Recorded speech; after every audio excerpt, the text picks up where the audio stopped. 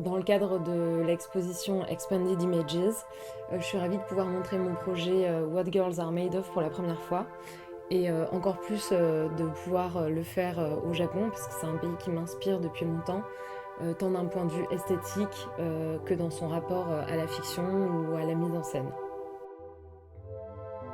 Tout d'abord, j'ai travaillé en atelier pour réaliser une sculpture en résine par strates, ce qui m'a permis finalement de faire un collage mais en volume. J'ai sélectionné des images dans un corpus de photos que je collectionne depuis des années, qui sont issues de vieux magazines.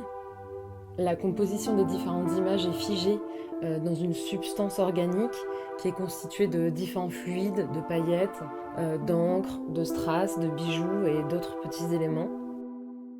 Dans un second temps, je suis allée photographier cette sculpture en studio, un peu à la manière de la macrophotographie.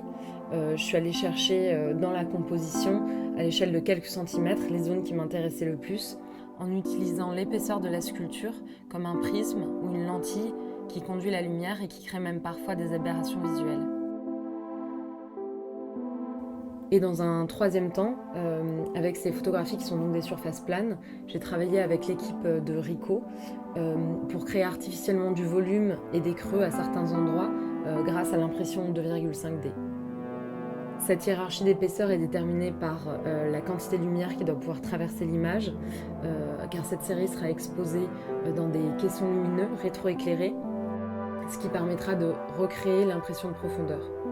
J'aime bien l'idée que ces caissons lumineux puissent faire penser à des radiographies ou à des dioramas, en présentant comme ça sous forme de petits extraits ce qui pourrait constituer l'intérieur des jeunes femmes. Alors je pense que c'est une manière pour moi assez ironique et tendre de tenter de décrypter les préjugés sur la féminité avec lesquels j'ai grandi.